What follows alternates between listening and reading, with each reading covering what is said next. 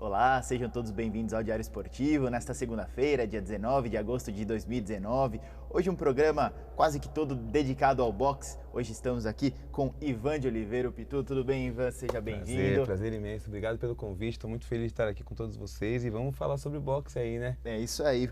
Anderson Fattori, repórter que intermediou aí, trouxe o Ivan para conversar conosco. Tudo bem, Fattori? Tudo bem, Derek, Ivan, Pitu, parceiro aí. Para quem aí. não está reconhecendo, pela fisionomia já dá para ver, né? Mas Pois é o é. filho de Servílio de Oliveira, nosso primeiro medalhista aí olímpico no boxe. A família Oliveira, na verdade, é totalmente aí aprofundada no boxe e gerações por gerações aí vai formando atletas. Pouco a gente vai falar aí, tem o Bolinha, que também já é uma terceira geração da família. Tem muito pra gente falar no programa de hoje. É isso aí. Bom, então eu vou pedir, né, convocar para que todo mundo aí curta, compartilhe, para que a gente alcance o maior número de pessoas possível e mande sua pergunta aqui pro Bolinha para a gente falar sobre boxe, para falar sobre esporte brasileiro, né? A gente acabou de vir aí de uns Jogos Pan-Americanos que também tivemos algumas medalhas na modalidade. Estamos há um ano dos Jogos Olímpicos, no quais esperamos trazer também mais medalhas, mas obviamente que o boxe não é só olímpico, tem muito mais para a gente conversar aqui. Fattori, deixa você começar a introduzir aí o Pitu e falar um pouquinho a respeito da modalidade. Vai lá.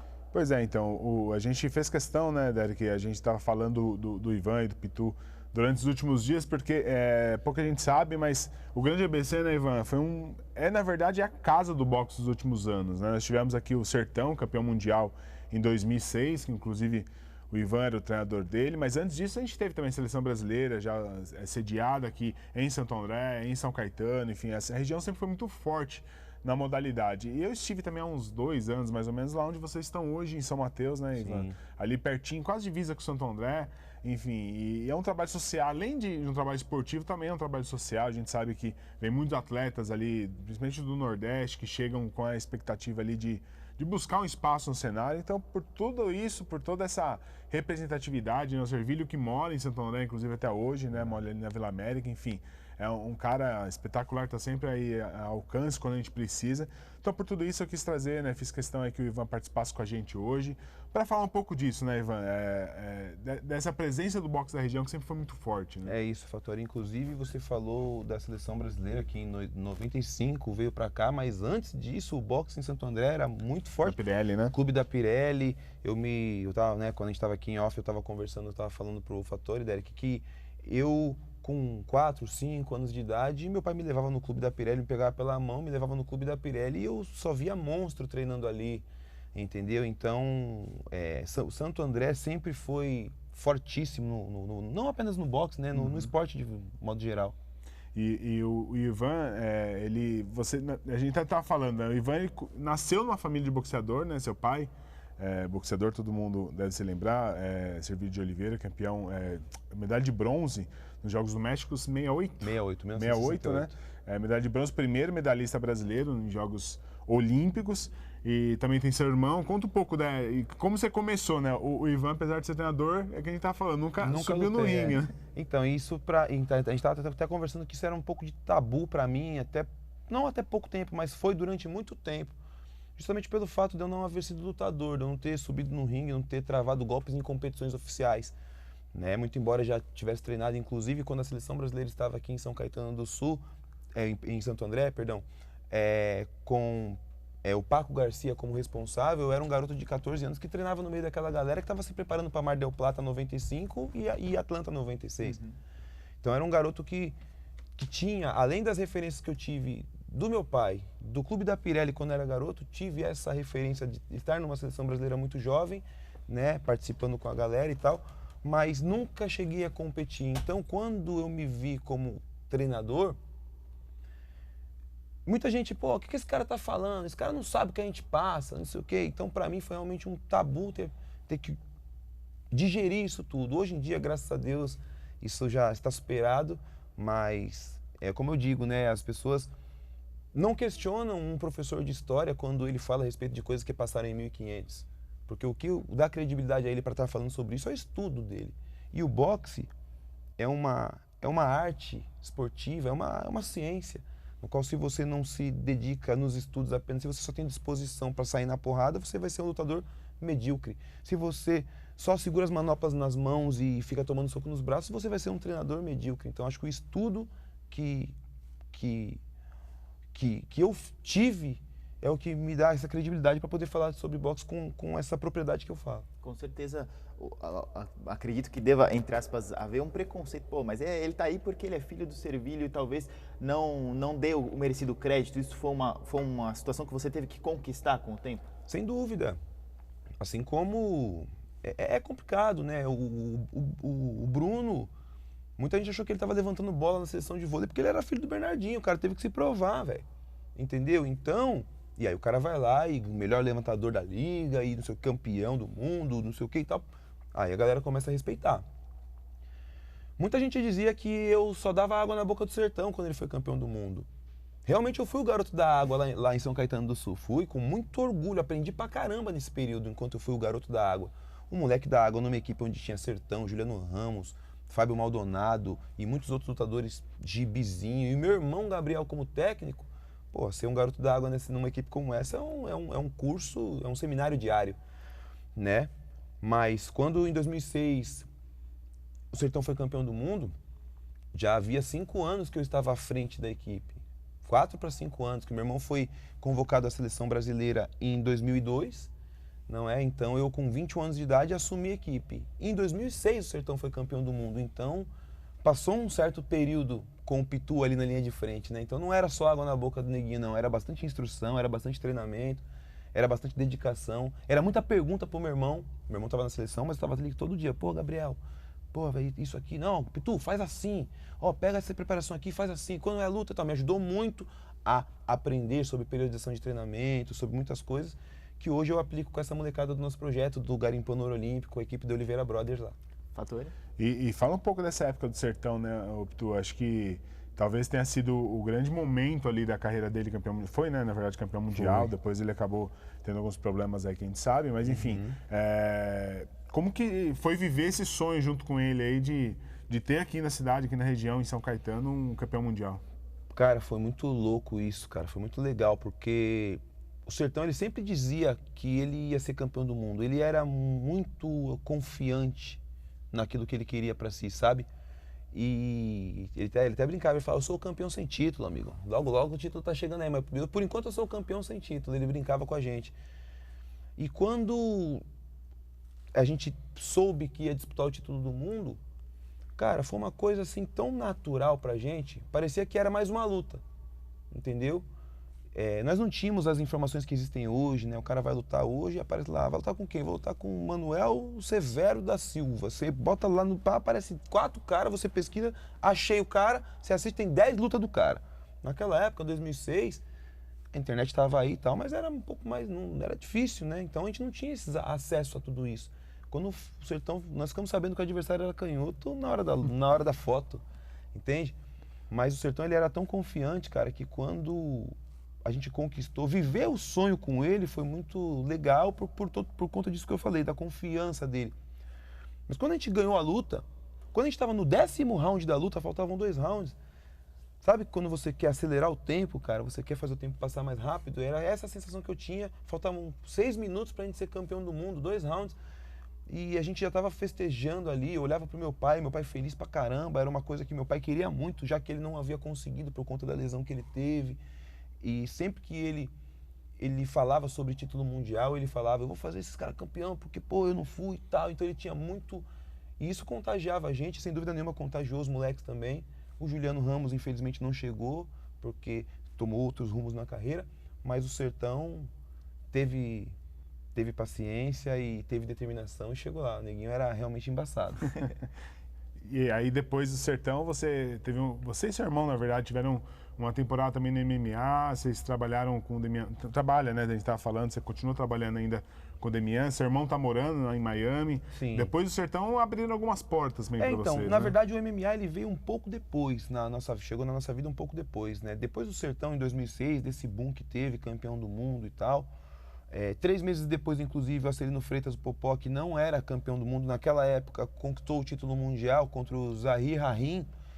E foi a única vez, inclusive, na história do boxe brasileiro que nós tivemos 2 campeões mundiais simultaneamente, o Sertão e o Popó. Só que aí depois, em abril, 1 mês depois, o Sertão, nós perdemos o título mundial e aí o Popó passou a ser o único e tal. Então, assim, foi um momento único do boxe brasileiro que, na minha opinião, inclusive, Fator, ele não foi muito bem aproveitado, né? As pessoas que, enfim, que faziam a mídia do boxe, elas não aproveitaram muito bem aquele momento de 2 campeões mundiais ao mesmo tempo e tudo mais. E aí a gente continuou em São Caetano do Sul, eu em São Caetano com o Sertão, meu irmão em Santo André com a seleção. Quando em 2010 a parceria com a prefeitura acabou e o esporte de alto rendimento lá parou. Nós, com a equipe de boxe, tivemos que sair de lá. Yamaguchi Falcão, inclusive, era atleta da equipe, própria Esquiva, representava a gente e tal. E a gente acabou tendo que sair de lá e foi quando, 2 anos depois desse período, eu me vi no MMA. Em 2012 eu entrei pro MMA, na verdade, com o atleta Daniel Sarafian. Fui treinar o Daniel Sarafian e aí conheci toda a galera, conheci o Demian Maia, conheci o Eduardo Alonso, que é o head coach da equipe, é o responsável por todos os treinamentos, e foi aí que eu enveredei pro MMA. E aí você treinou alguns caras aí importantes na parte de boxe sempre, né? Sempre na parte de boxe, é. Demian... O Demian Maia, o Daniel Sarafian foi o primeiro deles, um dos mais famosos, o Demian, o Maurício Shogun, que é um Ruas, né? que foi campeão do Pride, foi campeão do UFC, e eu tive a oportunidade, o prazer de trabalhar com ele em, acho que em 4 ou 5 camps, né, e pô, lutas contra o Dan Henderson, luta contra o Jean Villante, enfim, na Austrália tivemos juntos na primeira luta dele contra o Terruna, onde ele nocauteou com um belo cruzado de esquerda. O Maurício é um cara que tem um potencial de nocaute. Bom, a história dele tá aí para falar, né? Sempre que a mão dele pegou, os caras dormiram. Então, trabalhar com esse cara é meio complicado. Segurar a manopla ali é difícil. É verdade. Bom, e com tantas pessoas que vocês trabalharam e treinaram e com tanto DNA, acredito que foi uma situação natural o Bolinha chegar onde vem chegando. Até falar um pouquinho dele antes de falar propriamente do projeto. Sim. Foi natural, cara. Meus filhos, eu tenho um filho mais velho, que é o João Vitor, que inclusive hoje me auxilia na parte técnica da equipe. Ele é quando eu não tô, ele é o linha de frente lá, o responsável pelo grupo. E ele também era muito bom boxeador, foi 2 vezes vice-campeão nacional, não é? E aí bateu muito no Bolinha no começo de tudo, cara, né? E assim, foi fundamental para que o João, foi fundamental para o crescimento do irmão, do Bolinha, né? E foi de forma natural, eles brincavam de boxe no quintal, eles disseram para mim que gostavam de brincar e tal, e a gente ficava brincando, pegava as luvas e deixava os caras brincar de forma natural. Até que um dia o Bolinha disse, pô pai, quero lutar e tal, não sei o quê. Aí eu falei, então já que você quer lutar, nós vamos ter que treinar de forma séria, porque lutar é diferente de brincar de boxe. E eles nunca reclamaram de treino, sempre treinaram, sempre que eles falaram que queriam competir, quando eu virei a chave do lúdico para o competitivo, eles sempre aceitaram bem os treinamentos e eu acho que é isso que faz com que o Bolinha seja esse atleta tão novo, mas com tantos resultados positivos e tão respeitado como ele é hoje. O amor que nós temos pela modalidade e a forma com que nós nos entregamos quando estamos fazendo isso. Com certeza. O Bolinha ele já disputou a Olimpíada da Juventude, né, campeonatos nacionais. Conta um pouco do cartel dele. Até a gente sempre falou com o Servilha, ele disse que ele mesmo, o Servilha, demorou para aparecer porque justamente tinha aquela limitação de idade, enfim, só a partir dos 17 anos que podia lutar. O Bolinha já pegou uma geração que podia subir no ringue um pouco antes. Então ele já luta, ele tem quantos anos agora? O Bolinha tá com 18 anos. 18, mas já tem aí quanto tempo de mais boxe? de 100 lutas, ele estreou com 11 anos de idade, tá com uns 7 anos de experiência. Isso, né? Conta muito, né? Conta demais. É uma coisa que eu procuro comparar o seguinte, por exemplo, quando em 1992 o nosso melhor representante olímpico, que era o Adilson Rosa, que era do Clube Atlético Pirelli, chegou nos Jogos Olímpicos e caiu de cara com um moleque de 18 anos de idade, um tal de Oscar de la Hoya, né? 18 anos de idade tinha o De La Hoya na época. E o Adilson, se não me engano, tinha 25 para 26, 27. Não sei qual a idade que o Adilson tinha naquela época. Mas é uma discrepância de experiência mediante a idade que a gente ainda está correndo atrás da bola, sabe? Porque se você parar para pensar que um atleta que tem 18 anos, um americano, ele já é 10 vezes campeão do país dele ali, tem o Golden Gloves, que eles têm as classes, as idades, os cubanos a mesma coisa com a metodologia de esporte nas escolas que eles têm lá e tudo mais. Então assim, a gente está sempre correndo atrás da bola. Quando tem um atleta, uma criança que tem a sorte de ter um pai que é treinador e que conhece da metodologia e que aplica essa metodologia cedo, como foi o meu caso com os meus filhos, a tendência é que aconteça isso como aconteceu com o Bolinha. Porque, por exemplo, se você parar para pensar, na Argentina, em todo quintal tem boxe, toda família tem um boxeador. Né? Aqui todo mundo ensina a bater de chapa, bater de peito de pé, bater de rosca, porque aqui é o país do futebol, Verdade. entendeu? Então, por mais que o cara não seja um treinador de futebol, ele vai discutir futebol no final de semana e vai falar para ele que o esquema tático do Muricy Ramalho estava errado, que o dele é certo. Porque a gente aqui é futeboleiro, nós não somos esportistas como são os cubanos, como são os americanos, entendeu? Então, por isso que o Bolinha deu certo, porque eu sou do esporte, sou do boxe e consegui, dentro de toda a experiência que tive, aplicar a metodologia para ele. Inclusive, até falo isso lá dentro do grupo, lá para os meus meninos lá. Se o Pedrinho, que é um moleque fantástico que eu tenho lá, Manchinha, que é um outro moleque formidável que nós temos lá na equipe, se esses moleques tivessem chegado para a nossa equipe, não com Manchinha com 17 e Pedro com 14, mas Manchinha com 14 e Pedro com 11, talvez eles estivessem melhor do que eles estão hoje. Porque talento não falta para esses moleques, entendeu? O que faltou, na minha opinião, para esses moleques foi uma metodologia correta na iniciação, para que eles pudessem ter esse sprint que o Bolinha teve agora, por exemplo. E só para falar do Bolinha, só para a gente finalizar, o Bolinha, ele é Olimpíada de Juventude e agora a gente estava falando que... nem falei do cartel, né? Você vai falar, né? ele, apesar de muito jovem, ele ainda vai buscar tentar uma vaga em Tóquio, é isso? É isso. O Bolinha está com um cartel agora de mais de 100 lutas. Ele é 2 vezes campeão nacional, foi campeão continental ano passado, foi medalha de bronze no Mundial da Juventude e foi o porta-bandeira, inclusive, do time Brasil nos Jogos Olímpicos da Juventude e foi medalha de bronze lá.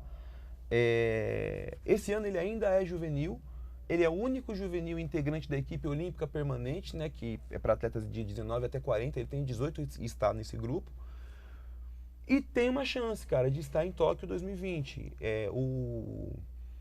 O pré-olímpico vai ser em março, ele vai aniversariar em janeiro, e se ele estiver indo bem nos treinamentos, que depende muito também da comissão técnica da Confederação Brasileira, lá eles têm treinadores formidáveis, o principal deles lá é o Matheus Alves, inclusive vamos dar um abraço pro Matheus, que é um cara fantástico, é um cara que, na minha opinião, é uma das principais razões do sucesso do boxe brasileiro no momento atual, porque é um cara que tem a cabeça muito boa para fazer o que faz, e com toda a comissão técnica que está lá, o Moni, o Cláudio, o Léo e equipe multidisciplinar, toda a molecada tem um grande aparato lá para poder se dar bem e conseguir as vagas. Se o Bolinha se mantiver bem, como ele está ultimamente, ele tem grande chance de ser o dono da categoria 52 quilos em 2020 e tentar essa vaga no pré-olímpico que vai ser em março. Não vai ser um pré-olímpico fácil, porque vai abranger as 3 Américas e são 5 vagas por categoria. Então nós temos aí os cubanos, os americanos, os dominicanos, os colombianos, que são muito bons. Mas o moleque tem chance, cara, porque ele tem predicados, porque ele tem pedigree, porque ele tem resultados, entendeu? É um moleque que está chegando agora de juvenil, mas que, se a galera olhar para o retrospecto dele, ele vai ter que abrir o olho, porque não é um juvenilzinho qualquer. É um moleque que medalhou nas 3 principais competições do ano. Com certeza. Bom, só para a gente poder tomar nota aqui de quem tem bastante gente participando, bastante gente assistindo também, a gente agradece aí a audiência. Ó, o Aguinaldo França manda: grande treinador, gente da gente, cara incrível, família de campeões. Valeu. O Getro Pereira, boa Ivan. Luiz Oliveira, bacana, pai. Bolinha tá no ônibus, inclusive agora a caminho do Rio de Janeiro, porque ele tá agora ingressando no programa de atleta de alto rendimento das Forças Armadas, né? A Marinha do Brasil viu o talento do garoto e como estão fazendo com todos os grandes atletas aí, a gente pôde ver agora nos Jogos Pan-Americanos, muitos dos atletas prestando continência, a bandeira, né? Uma forma de patriotismo e agradecimento a todo esse apoio que o governo vem dando. E o Bolinha vai ser mais um desses contemplados. Então ele tá no busão agora aí, mas tá ligado na gente. Valeu, bacana, filho. Um abraço, Bolinha. Boa viagem aí. É isso aí. A Silvia Garcia lembra aqui, ó. Meu tio lutava boxe na Pirelli nos anos 70, treinado pelo Servilho. E meu marido aprendeu boxe com ele também, treinado no estádio Pedro Del Antônio. Esse nome fez parte da história do boxe da região. Parabéns por seguir no esporte, imprimindo sua marca própria. Obrigado. E realmente, né, Servilho, e assim como outros grandes esportes, como você citou, né? O Moreno no vôlei, com aquela geração do vôlei. E natação, a gente teve muitas modalidades muito grandes na Pirelli, né? Muito prósperas, hoje, né? Exatamente. Hoje o Santo André já não vive mais tanto esses bons tempos, né? Mas a gente sempre torce para que resgate isso daí, porque acredito que é uma situação que você ensina, que você perpetua, que o esporte é fundamental, é vida, é educação, é saúde. Sem dúvida nenhuma, né? O esporte aliado à educação e à cultura é uma coisa que meu pai fala sempre, são os pilares para que a gente possa tirar a molecada aí das situações de risco, né, cara, que assolam aí a sociedade. A gente tem vários exemplos, né? Não apenas de meninos que morreram, mas, poxa, de garotos que poderiam ser e não foram, né? Poderiam ser um advogado e não foram, poderiam ser aí um atleta de alto rendimento e não se tornou, porque as situações, tá tudo muito convidativo para a molecada hoje em dia, né? Então, se a gente não tem a molecada próximo do esporte, ou fazendo aí sei lá, uma aula de teatro, tocando um violão, estudando, indo para a escola, não apenas frequentando o colégio, mas tirando nota, que é importante, uma coisa que eu cobro da minha molecada lá, porque eu trago garotos de outros estados e os caras vêm para fazer boxe, só que não pense que vai ficar aqui tirando nota ruim não, cara, que se tirar nota ruim eu pego no pé pra caramba, minha mulher Fabiana também pega no pé pra caramba, porque uma hora o esporte acaba, né, velho, porque o corpo cobra, e se o corpo te cobrar, sua mente vai te levar, entendeu? Agora, se você sua mente é atrofiada, amigão, só tem músculo, a coisa fica meio complicada. É verdade. Doutor? E aproveitando esse gancho, conta um pouco dessa The Oliveira Brothers, não é isso? Que quando surgiu, eu tive lá, na verdade, simplificando, você abriu sua porta da sua casa, literalmente, ali para receber a galera que veio de fora. Não sei quantos que você tem lá, mas acho que você tinha mais de 10 lutadores lá morando, a sua esposa dando uma de mãe ao mesmo tempo ali, gerenciando ali a escolinha de boxe ali, enfim, conta um pouco de como surgiu isso daí. Vocês estão lá no mesmo lugar ainda, Sim. Treinando em cima da laje, no porão, na salinha embaixo. Quando ali, chove né? É no porão, quando tá sol é na laje. Então, cara, The Oliveira Brothers surgiu em 2012, né, um projeto que meu irmão e eu, a gente combinou isso aí pelo WhatsApp, pô, a gente podia montar uma equipe, né, velho, tal, pô, você e eu, tal, pô, vamos montar aí uma equipe, tá, e como vai chamar, pô, Servilho Sans, como é, não sei, The Oliveira Brothers, mano, e aí ficou The Oliveira Brothers, foi um nome legal, um nome que pegou, e desde 2012 a gente traz a molecada pra tá vindo morar conosco, a gente garimpa por aí alguns atletas que são talentosos e que têm, de repente, dificuldade nos seus estados de origem para estar desenvolvendo e potencializando esse talento. A gente traz os garotos para cá e procura dar a eles o subsídio básico. Aí não é porque, como a gente acabou de falar aqui, quando chove é no porão e quando tá sol é na laje. A gente não tem, hoje, uma estrutura adequada para estar treinando os atletas, mas nós temos uma metodologia correta. Às vezes você tem aí, pô, você tem um gramado, mas não sabe se posicionar no campo, entende? Não é o nosso caso, a gente treina na rua, a gente pula o muro do campo, a gente corre na avenida, a gente treina no porão e na laje, mas na hora que a gente entra no ringue a gente sabe usar os espaços, porque a nossa metodologia, modéstia à parte, tem muita gente que mal interpreta a forma que eu falo, a segurança que eu falo, acha que é arrogância. Não é, gente. É porque a gente faz a parada sabendo o que está fazendo. Entendeu? Haja visto os nossos resultados, né? Estamos aí, hoje, está correndo o Campeonato Paulista da FEBESP e estamos brigando pelo título nas duas, né? Tanto na Elite, né? Que é para atletas de 19 a 40, quanto no Juvenil, para atletas de 17 e 18. Isso treinando no porão contra grandes equipes, tá? Até fazer né? Tá sendo muito bom pro boxe paulista, porque voltaram grandes equipes pro boxe. Agora voltou o São Paulo Futebol Clube, voltou o Corinthians Paulista, o Palmeiras já estava, tem o Coliseu Box Center, a equipe Tony Box e muitas outras equipes aí que fazem com que o boxe paulista tenha essa representatividade forte no Brasil, não é? Então, assim, a The Oliveira Brothers, que é uma equipe de fundo de quintal, se a gente pode dizer assim, tem ótimos resultados, mas os resultados da gente é porque a gente escolhe bem quem vai vir para cá. Uhum. Não são os campeões que vêm para The Oliveira Brothers, não são os caras que já têm medalha de ouro. São os caras que têm o brilho no olhar. Você vê o cara, você fala com o treinador, pô, esse cara, pô, difícil treinar aqui, o cara tem que trabalhar, mas, pô, esse cara treina 3 vezes por semana. Você fala, pô, não é possível que esse cara tá lutando desse jeito, treinando 3 vezes por semana. Ele tem que vir para cá, cara. Porque aqui, ele vai treinar 11 vezes por semana. Entendeu? Segunda a sexta, 2 vezes e um treininho de sábado ainda vai fazer. E não tem como o cara não decolar. Então, esse é o principal objetivo do nosso projeto. É trazer os garotos que têm talento e vontade e aquele brilho no olho, entendeu? Aquele cara que se você perguntar pra ele, mano, como é que você se vê daqui 3 anos? Ele vai saber te responder. Entendeu, Derek? Ele não vai ficar, porra, cara, como é que 3 anos? Não sei se eu vou estar, trabalhando de porteiro ou se eu vou estar, de repente, sabe? Não, cara, daqui 3 anos eu já tô na seleção, já tô numa força armada, eu já tô como profissional quebrando a cara dos caras. Ah, é isso que você quer? Então vamos embora. É importante saber o que os caras querem. Quando você sabe o que o cara quer, fica mais fácil você direcionar. Com certeza. Bom, ó, o Pedro Conceição manda, ó, De Oliveira Brothers está em peso assistindo. É o Pedrinho. Esse é o Pedrinho que eu citei. Ah, o Pedrinho. Um abraço, Pedrinho. Brabo, ele escreveu brabo aqui. É o brabo. Patrício Chalô, Grande Pitu. Enfim, muita gente assistindo aí. Mande suas perguntas, mande seus comentários. Tem ainda bastante programa pela frente. Fattori? E é isso. E hoje você tem, então, na verdade, um acordo. A equipe, né, Pitu, ela está representando Santo André nesse Paulista que você está disputando, a Prefeitura de Santo André, não é isso? A cidade de Santo André, no caso, né?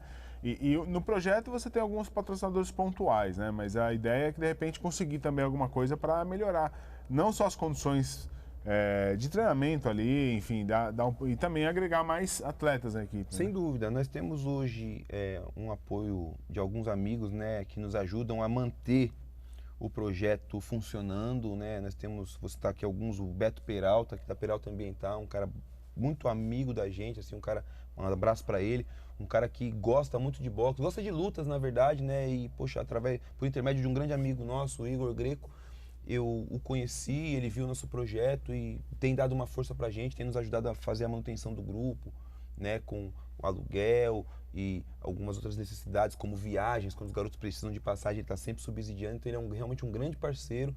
Temos a Ale Corvo também, que nos ajuda, né, com alimentação para os meninos. Temos o Fernando, Dr. Fernando, doutora Evelise, que fazem protetores de boca pra gente, Feodontologia, Marcelo Vaz, da Diamond Sports, que é meu amigo pessoal, Tum.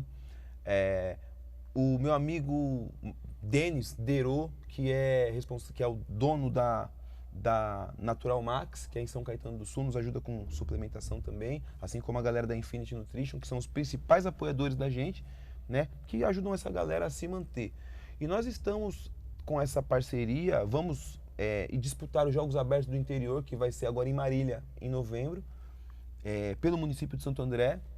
Nós tivemos algumas outras propostas de alguns outros municípios, inclusive para o meu filho estar representando, justamente por todos os resultados do Bolinha, mas a gente agradeceu e dispensou porque a gente tinha interesse de plantar uma semente aqui, assim como foi plantada em São Caetano do Sul, quando a Pirelli acabou em 92, né, o seu Carolo foi para o São Paulo Futebol Clube e convidou meu pai para ir com ele. Meu pai falou, pô, seu Carolo, muito obrigado, mas eu vou plantar uma sementinha aqui. Ficou em São Caetano do Sul e fez tudo aquilo que fez, campeão mundial, ganhamos Jogos Abertos N vezes, abrimos portas fizemos em São Caetano o que eu faço hoje, porque o Yamaguchi Falcão, que hoje é uma realidade do boxe brasileiro, assim como o seu irmão Esquiva Falcão, quando eram jovenzinhos, Yamaguchi com 14 para 15 anos veio para São Caetano do Sul treinar conosco, o Esquiva também veio cedo, antes de ir lá para o Rafa Giglio no Vidigal, no Rio de Janeiro, ele veio para cá. Então, eu faço mais ou menos o que nós fazíamos em São Caetano do Sul, faço lá na De Oliveira Brothers. E tenho hoje essa ideia de dar esse resultado para o município de Santo André, nos Jogos Abertos do Interior, para que depois a gente consiga essa parceria, esse apoio, quem sabe um espaço para que nós possamos treinar de forma adequada e, por que não, um projeto com a criançada para, de repente, aí nos bairros carentes do Centrevilho, por que não a gente pegar uma molecadinha e ensinar boxe para essa garotada também? Aliás, se o Dr. Marcelo Cherrado, secretário de esporte, estiver assistindo, acho que o Bruno Daniel ali, a gente até deu uma matéria, acho que semana passada, né? Que o Bruno Daniel vai receber um investimento aí de 1 milhão para fazer um segundo andar, um segundo pavimento ali também, né?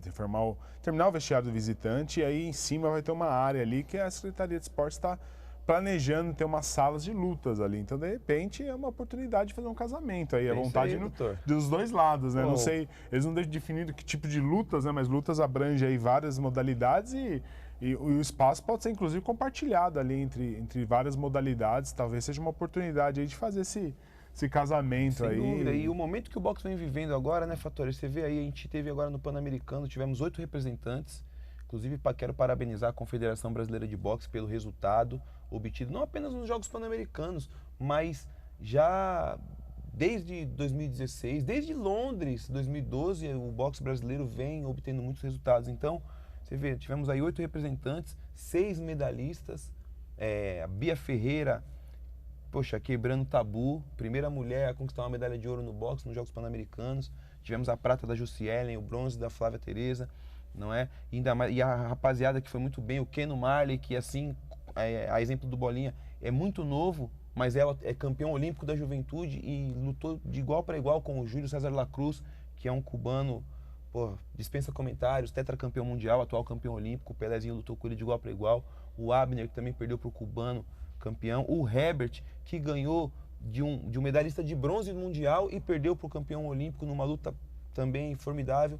Então você vê que o tamanho do boxe brasileiro hoje. Então, acho que se a gente tiver um pouquinho mais de apoio, a gente consegue transformar esses bronze em prata, essas prata em ouro e colocar, por que não ajudar? E ajudar, né, o Brasil no quadro de medalhas. Você vê, as lutas ajudaram muito.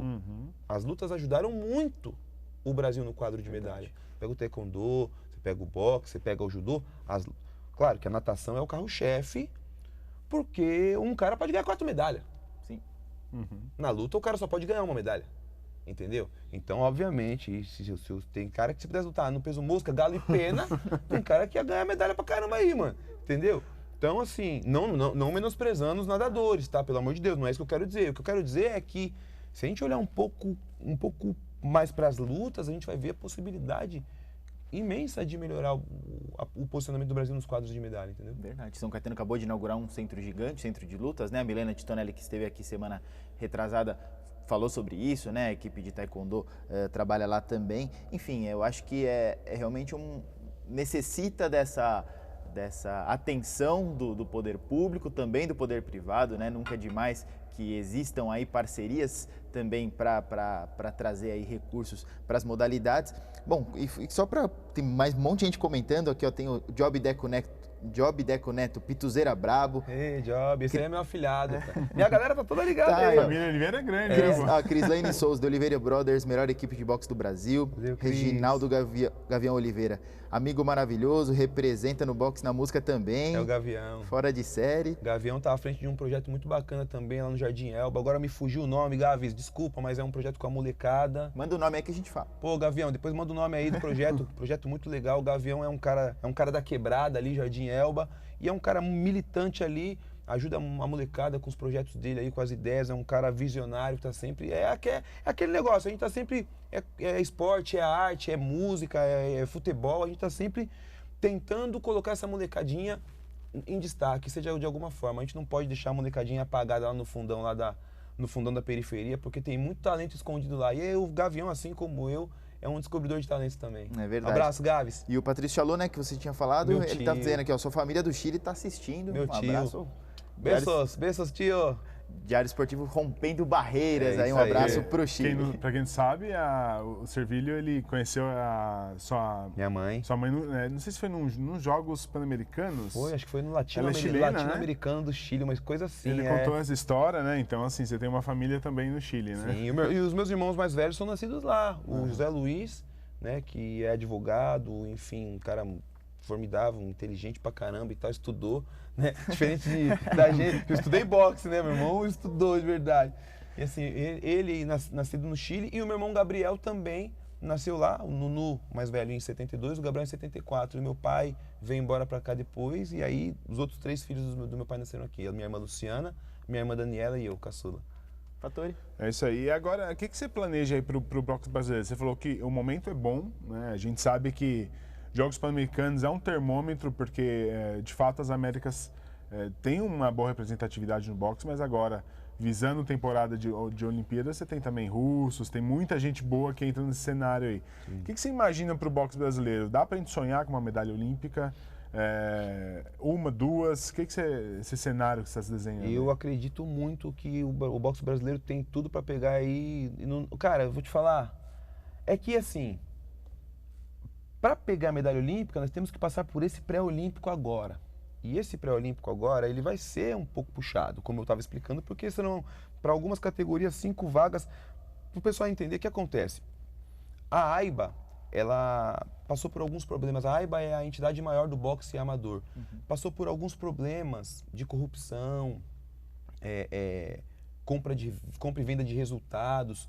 O presidente da AIBA é um cara, o ex-presidente é um cara envolvido aí com tráfico de armas e heroína, enfim, é um cara criminoso lá e tal. Então, o COI, ele não quer nada com a AIBA. Então, o que acontece? Os Jogos Pan-Americanos não deu, para algumas modalidades esportivas, os Jogos Pan-Americanos foram classificatórios, para o boxe não foi. Vai ter o Campeonato Mundial agora em setembro, na Rússia, que também não vai dar vaga olímpica. Então, isso tira, por exemplo, digamos que Cuba, os cubanos, dominicanos, americanos se classifiquem no Mundial, por exemplo, classificassem no Mundial. Ficaria mais fácil aqui nas Américas para se classificar. Então, os melhores estarão tanto aqui, então a gente vai ter que passar pelos melhores aqui para que nós possamos ser alguns dos melhores que estarão em Tóquio, entende? Então assim, eu vejo... Vai ser muito forte esse pré-olímpico. Vai ser muito forte, mas como você disse, o PAN é um termômetro. Olha aí, ó, o brasileiro ganhando de medalhista de mundial, o Herbert William, por exemplo, que ganhou de um americano na categoria 75 quilos, sobrou no último round, inclusive, e esse moleque que ele ganhou foi medalha de bronze no último mundial.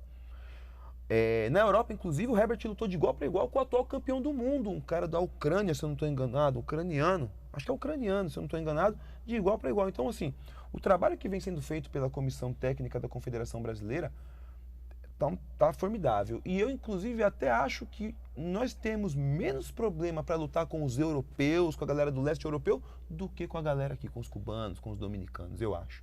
Pelo estilo de boxe, né? A Confederação Brasileira, juntamente com o Comitê Olímpico, eles estão fazendo muitas excursões, a galera está viajando muito, e isso está dando muita experiência, não é? Você vê a Beatriz, por exemplo, ganhou vários torneios na Europa, Beatriz que foi campeã, vários torneios na Europa, foi campeã pan-americana, já tendo vencido todas as lutadoras que estavam no torneio. Ela já havia vencido todas.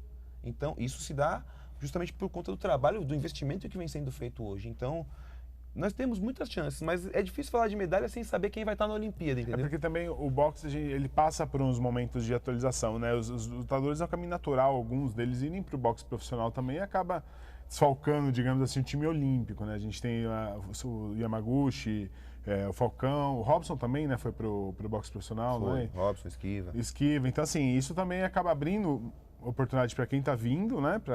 E também desfalca um pouco o time olímpico. Senão o Brasil, por mais que a gente fala, pô, não vai ganhar uma medalha olímpica, mas tem grandes lutadores no cenário aí no profissional também. Né? Então, na verdade, hoje em dia, tá difícil de você segurar. Quer dizer, quando tem um atleta que já consegue uma notoriedade como essa que conseguiu Yamaguchi, Robson, Esquiva, os meninos são medalhistas olímpicos, né? No caso do Robson, ele foi 2 vezes medalhista mundial, bronze e prata, ou prata e bronze, não me lembro, e depois conquistou o ouro no Rio de Janeiro. Então, assim, quando você chega nesse patamar, fica difícil de você segurar o cara.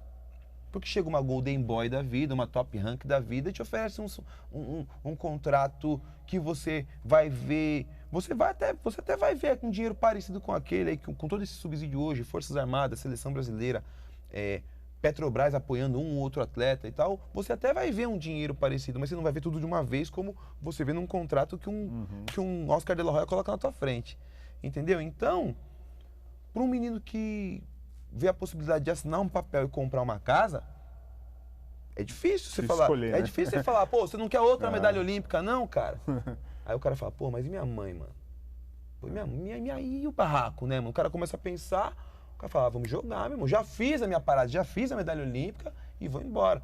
Então, isso acabou que abriu chance para outros lutadores também e fez com que a competitividade aumentasse, porque quando o Robson era o número 1 do Brasil, cara, o segundo ele estava muito atrás, muito atrás.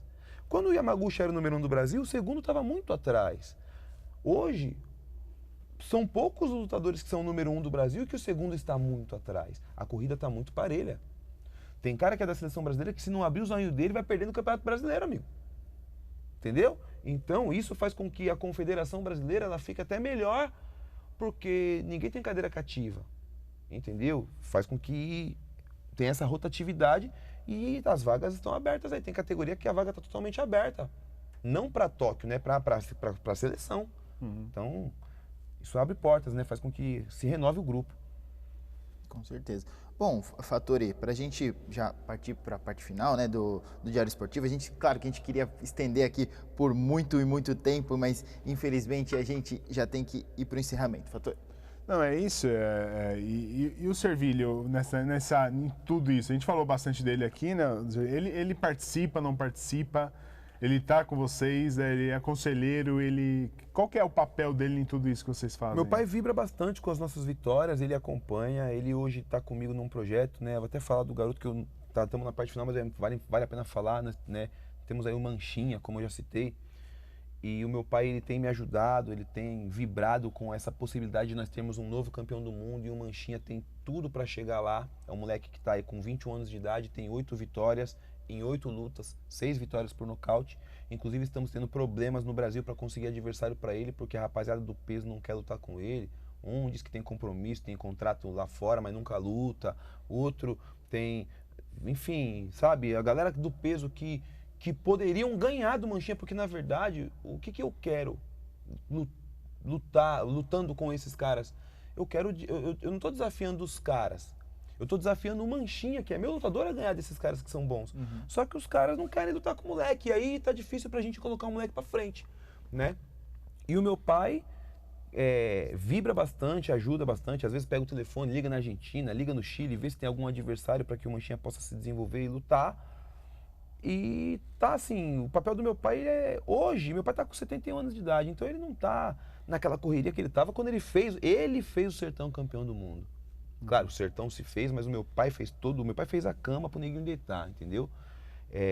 Hoje ele não tá mais nessa correria, meu pai hoje tá na correria dele para tirar a carteirinha da Ordem dos Advogados do Brasil, né, que ele se formou advogado. Doutor Servilho de Oliveira, rapaz. Meu pai é brabo, e quando ele coloca uma coisa na cabeça, amigão, ninguém tira, ele vai para cima e faz. Então ele tá estudando e eu acredito que ele vai conseguir essa carteirinha aí, mas por enquanto tá desse jeito. O Servilhão vibra com as nossas lutas. Mas sempre quando você pega o telefone, liga, e aí, pai? Cara, eu não tenho feito tanto isso porque a gente tá muito na correria. Meu pai corre pra lá, eu corro pra cá e tal. Mas ele tá sempre ligado nas lutas dos meninos, pergunta pra mim, às vezes, e o Manchinha, como é que tá e tal, tá lutando. Então, a gente tá sempre, tá treinando, né, melhor dizendo. Quando é a próxima luta, então a gente tá sempre em contato, né? É isso aí. Legal. Ivan, antes da gente se despedir, vamos dizer assim, a gente tem que passar aqui os resultados do futebol no fim de semana, né? Futebol, como você mesmo disse, né? A gente é o país do futebol. É isso. Tem que falar um pouquinho do esporte também. A gente teve... O Ivan foi jogador, viu? Ele tá falando pra mim ali que ele chegou a mesmo, tentar Ivan? alguma coisa de futebol aí. Eu, na verdade, não fui jogador. Eu gostava de futebol pra caramba e tentei ser jogador. Fiz alguns testes lá no São Caetano durante um tempo. Inclusive o Fabinho, que jogou no Corinthians, o Fabinho Negrão. Então, na época, jogava no São Caetano, era um garotinho que era da minha idade e, pô, o moleque voava. E eu tava lá tentando correr atrás da bola, mas não deu muito certo, não. O negócio é segurar a manopla mesmo. O negócio que corre aqui é boxe, cara. Boxe. É outra coisa. Fabinho hoje é auxiliar do Carille lá no Corinthians, né? Bom, então a gente teve aí uma rodada amplamente favorável na Copa Paulista, né, Fattori? Todos os times do Grande ABC conquistaram vaga na próxima fase, né? Água Santa e São Caetano já estavam classificados, mesmo assim o Água Santa foi lá em Osasco, venceu o Grêmio Osasco por 2-0.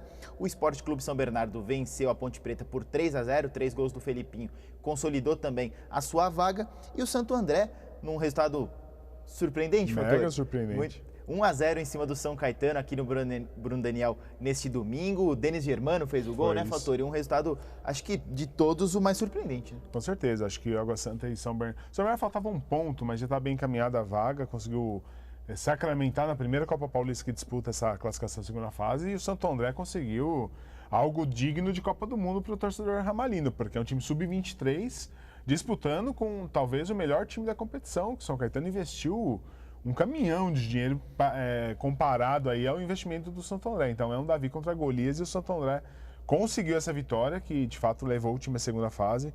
Se classificaram os 4 da região do grupo, então isso é importantíssimo na nossa região. É verdade, acompanha a nossa edição impressa, que durante a semana a gente vai trazer aí algumas perspectivas de como pode ficar o grupo, né? Ainda tem uma última rodada no fim de semana, mas como que podem ficar os grupos da segunda fase, né? Com os 4 times classificados. Lembrando, cada um agora vai integrar uma chave diferente, né?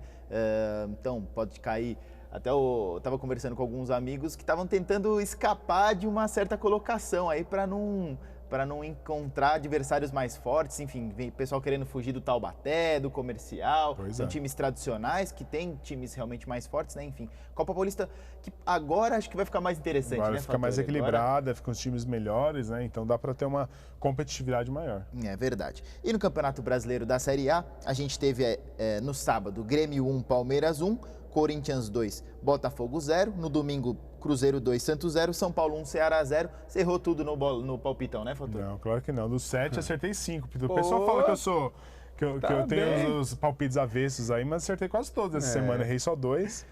E acho que o destaque, sem dúvida nenhuma, a estreia do Daniel Alves pelo São Paulo com um gol, né? Um jogador que acho que ninguém tinha dúvida que vai brilhar no futebol brasileiro. Se brilhava no futebol europeu, que é o melhor futebol do mundo, e com a camisa da seleção brasileira, sem dúvida nenhuma, um dos melhores laterais direitos da história e da atualidade também. Jogando de meia, estreou pelo São Paulo, já fazendo gol. Isso acho que é uma tendência nesse Brasileirão que está muito legal com esses jogadores gringos e gringos brasileiros vindo de volta, né, para jogar aqui no Brasil. O negativo talvez seja o Santos, que se bem que pegou um Cruzeiro que estava lá embaixo, mas que todo mundo sabe que o Cruzeiro tem um time tecnicamente muito bom. Motivado pela estreia do Rogério Ceni, Fred, que não fazia gol aos 4 meses, fez contra o Santos, né? Se a gente puder dizer que foi ali uma vírgula, foi o Santos essa derrota, porque deixa ali uma dúvida na cabeça do torcedor se até que ponto o Santos vai conseguir manter essa liderança do campeonato. O Palmeiras, com o Dudu, que não sai do time, que até agora eu não entendo, poupa todo mundo e o Dudu joga, fez o gol. Foi decisivo lá no Sul e uma bobeira ali, uma falta de atenção. Acho que não confiaram que o David Braz ia fazer um gol da forma como acertar daquele jeito o chute, né? Eu acho que deram uma menosprezada do... Golaço. O David Braz deixa chutar, deixa chutar, a bola na galinha. Joga a luva, goleiro, né? Não chegava nunca ali. E o Corinthians, que fez a lição de casa, acho que o Corinthians, quando joga em Itaquera, de fato é muito forte, é um time bem consistente, ganha do Botafogo, que oscila muito na competição. Então acho que foi uma rodada boa para os paulistas de uma forma geral. Ainda dá tempo de acompanhar um futebolzinho entre um treino, uma luta e Cara, outra? é mais pela internet mesmo, né, velho? Porque a vida da gente é muito corrida, as nossas competições elas são aos domingos, tem sido aos domingos, o Campeonato Paulista tem corrido aos domingos. Começou dia 4, termina agora dia 25, então a gente está sempre correndo bastante. Inclusive, né, quando você falou da vitória do Santo André sobre o São Caetano, né, Davi e Golias e tal, é mais ou menos assim que a gente se sente quando está lutando no Campeonato Paulista também, quando a gente luta contra esses clubes que eu citei, Corinthians, Palmeiras, São Paulo, que aí estão com todo o subsídio e apoio. Nós estamos liderando o Campeonato Paulista com 10 pontos na frente dessas potências aí. Então, a gente também está se sentindo motivado e domingo que vem, aproveitar para convidar toda a galera para que puder comparecer no Coliseu Box Center, no bairro dos Pimentas, vai ver o melhor do boxe brasileiro, porque tem muitos lutadores de outros estados lutando no Campeonato Paulista para vir se desenvolver, porque aqui em São Paulo a coisa realmente acontece. Então, a partir do meio-dia, final do Campeonato Paulista de Boxe, galera, acompanha lá que a de Oliveira Brother / Santo André vai estar brigando por títulos lá. É isso aí. Muito legal, então compareçam lá e...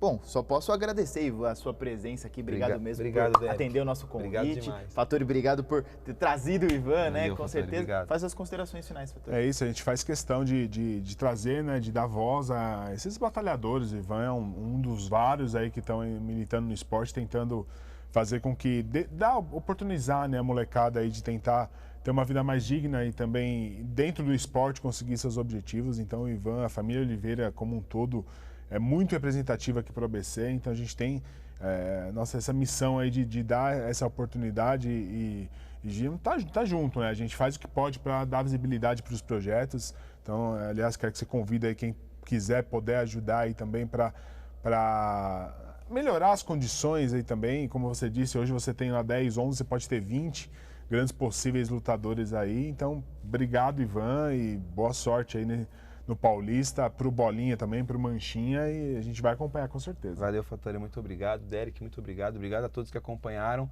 E é isso, galera. Aqueles que quiserem dar uma força pra gente aí, procurar nas redes sociais, Ivan de Oliveira no Instagram, ou de Oliveira Brothers também no Instagram.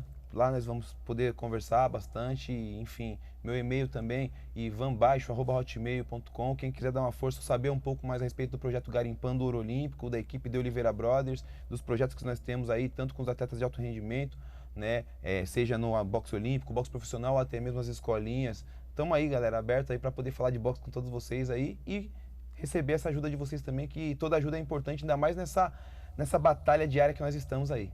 Valeu, obrigado, galera. Com certeza. Destaque final, Fator? É isso, agora semana que vem é importante dizer, na segunda-feira de 26, o ginásio Pedro Della Antônio será rebatizado como Laís Helena na abertura de Jogos Escolares de Santo André. Por falar em esportista, né, da região, Laís Helena, que morreu em março, terá essa homenagem e a gente vai preparar um material bastante bem legal. Hoje saiu, inclusive, que a Arilza Coraça será a treinadora do time em substituição a Bruno Guidorizi, que acabou se desligando aí da equipe. A Arilza que foi a fiel escudeira da Laís por toda praticamente a carreira dela ali em Santo André. Então, nada mais justo que a Arilza assumir esse cargo e ela vai ter o direito de treinar o time nos primeiros jogos como ginásio Laís Helena Aranha da Silva. Então, parabéns para a Prefeitura pela homenagem, muito merecida. E a gente vai acompanhar todas essas homenagens semana que vem.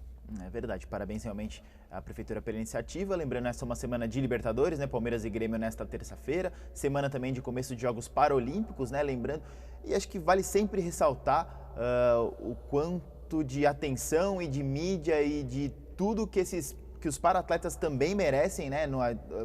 São tão batalhadores quanto, vencedores quanto, então vale a pena quem tiver um tempo aí acompanhar tanto pelo diário ou por outras mídias, pela televisão, os Jogos Paralímpicos lá de Lima, no Peru, com certeza uma competição que traz mais do que resultado, mas ali tem muita lição de vida, enche a gente aí de orgulho, de motivação e de tudo mais. Quando a gente pensa que está com uma dorzinha, ali é onde é a superação. É ali de onde sai realmente a prova de tudo. Bom, semana que vem a gente está de volta. Continue acompanhando então nossa edição online, pelo dgabc.com.br, nossa edição impressa, né, todos os dias aí no Diário do Grande ABC. O nosso Facebook é Jornal DGABC, nosso Instagram é @Diário do Grande ABC. Semana que vem a gente está de volta com muito mais do esporte da região, do Brasil e do mundo. Um obrigado, um abraço a todos, valeu, tchau!